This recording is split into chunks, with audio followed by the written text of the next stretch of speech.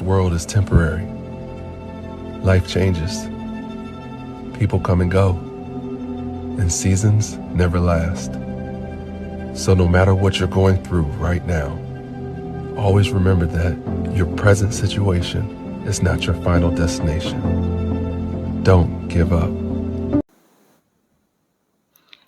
Oke, sekarang kita masuk pada pembelajaran. Pada pertemuan kali ini kita akan membahas pembahasan baru tentunya. Dan masih seputar bab 5. Nah, sebelum itu saya himbau kepada siswa-siswi kami untuk lebih berkonsentrasi dan mendengarkan penjelasan materi ini dari saya. Materi yang akan kita bahas pada pertemuan ketiga ini masih seputar bab 5, yakni menelaah ancaman terhadap kedudukan NKRI. Sekarang kita akan bahas bagian B-nya, strategi mengatasi berbagai ancaman terhadap Ipolexosdut-Hankam dalam pembangunan integrasi nasional. Nah, apa itu Ipolexosdut-Hankam? Nah, jadi siswa-siswi kami harus paham apa itu artinya. Nah, sekarang kita akan paparkan. Nah, itu merupakan singkatan dari ideologi, politik, ekonomi, sosial budaya, dan Hankam. Nah, jadi itulah kepanjangan dari Ipolexosdut-Hankam. Indonesia merupakan kata yang sering kita dengarkan dalam kehidupan sehari-hari karena kita adalah warga negara Indonesia dan kita berdiri di negara Indonesia tercinta sebagai negara kepulauan. Nah, apa yang Anda tahu soal Indonesia? Nama Indonesia dan sebutan julukan sebagai negara Indonesia pada awalnya memiliki nama lain selain dari kata Indonesia. Jadi ada kira-kira siswa-siswi kami yang paham atau yang tahu apa saja nama julukan sebelum nama Indonesia? Saya Pak.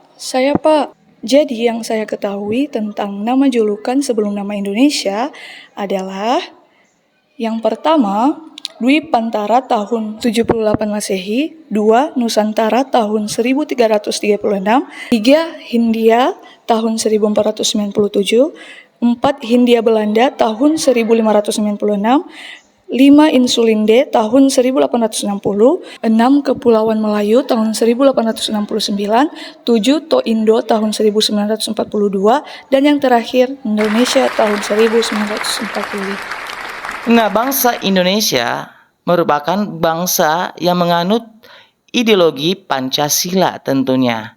Nah, jadi kita sebagai rakyat Indonesia atau warga negara Indonesia harus paham identitas nasional negara kita itu apa, yaitu Pancasila. Sedangkan Bhinneka Tunggal Ika adalah sebagai semboyan pemersatu bangsa. Dan lambang negara Indonesia adalah burung Garuda. Nah, sekarang kita akan bahas globalisasi. Kata globalisasi sering kali kita dengar dalam kehidupan sehari-hari. Jadi pertanyaannya, apa itu?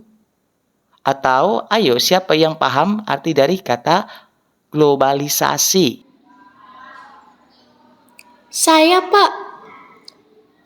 Nah, jadi globalisasi atau integrasi internasional adalah proses integrasi dan interaksi bertahap di antara entitas, individu, dan negara yang berbeda di seluruh dunia.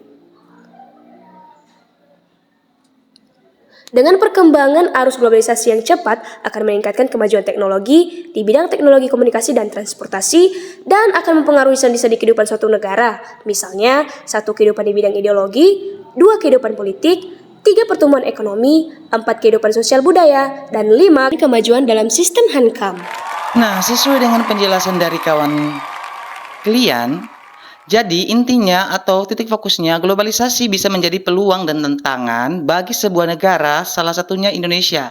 Globalisasi juga memiliki dampak positif maupun negatif bagi bangsa Indonesia atau negara lain yang membuat suatu peradaban serba praktis dan instan. Pengaruh globalisasi sangat signifikan dan dirasakan oleh suatu negara, bahkan ke sendi-sendi kehidupan suatu negara, yaitu dalam bidang politik, ekonomi, sosial budaya, dan Hankam, dan tidak terlepas dari segi ideologi suatu bangsa tentunya. Berkaitan dengan hal tersebut, jadi kita sebagai bangsa Indonesia, sebagai negara yang menganut paham ideologi Pancasila dan merupakan negara yang besar, maka harus mampu mengatasi ancaman-ancaman negatif yang kiranya mampu memecah belah atau mempengaruhi integritas nasional Indonesia, baik dari segi politik, ekonomi, sosial budaya, hankam, dan ideologi.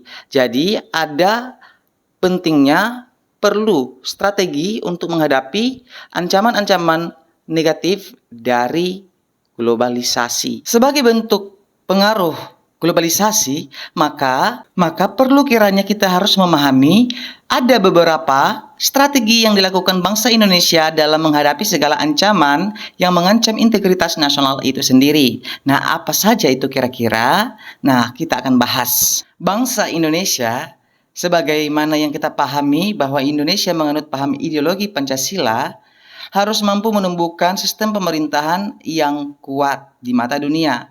Dan rakyat Indonesia harus mampu mewujudkan atau menunjukkan eksistensinya atas keberadaannya di mata dunia dan tidak terlepas melakukan hubungan kerjasama dengan negara lain yang berkembang atau negara maju.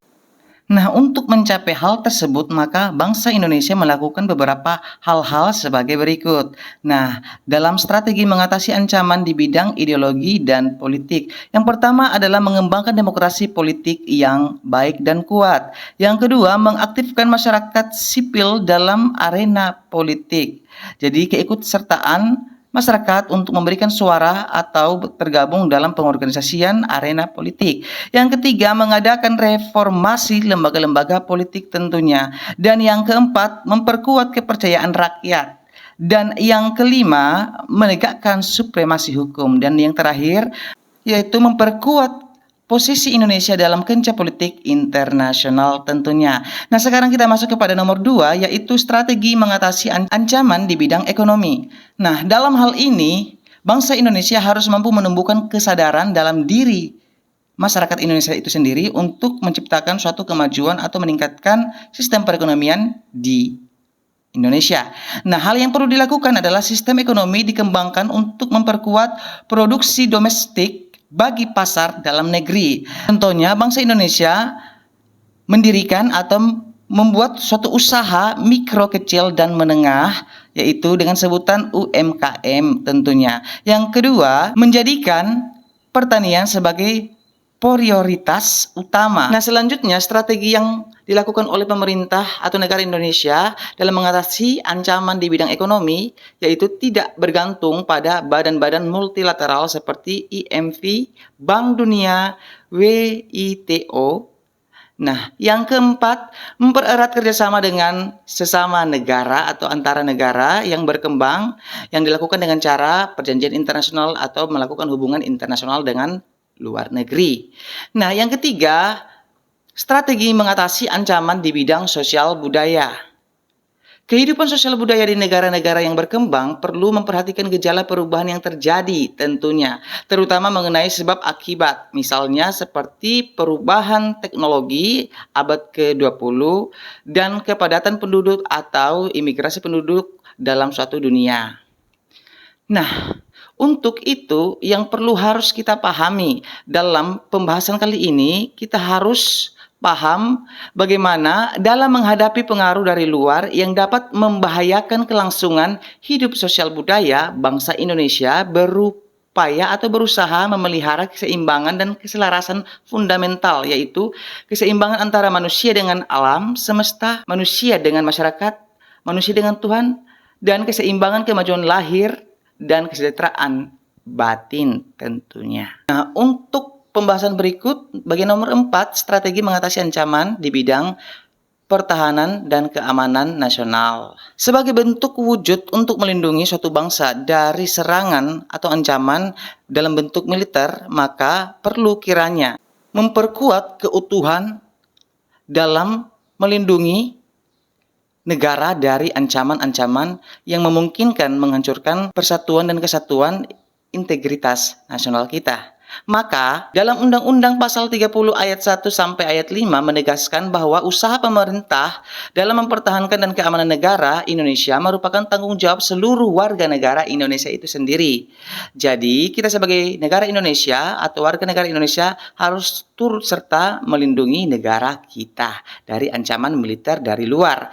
Nah, dalam hal ini, strategi pertahanan dan keamanan negara bertujuan untuk mengatasi berbagai ancaman-ancaman militer dilakukan dengan menggunakan pertahanan dan keamanan rakyat semesta tentunya. Kenapa demikian? Maka kita akan bahas apa saja ciri-ciri dari sistem pertahanan dan keamanan negara yang bersifat semesta itu sendiri. Nah, ciri-cirinya adalah sebagai berikut tentunya. Yang pertama, kerakyatan. Kenapa dengan kerakyatan? Nah, kerakyatan yang dimaksud adalah berorientasi pertahanan dan keamanan negara diabdikan oleh dan untuk kepentingan seluruh rakyat. Jadi, bangsa Indonesia harus wajib mengabdikan diri untuk jadi alat negara, baik TNI maupun kepolisian, dan untuk kepentingan seluruh rakyat Indonesia itu sendiri. Yang kedua, kesemestaan. Kesemestaan yang dimaksud dalam hal ini adalah seluruh sumber daya nasional didayagunakan bagi upaya pertahanan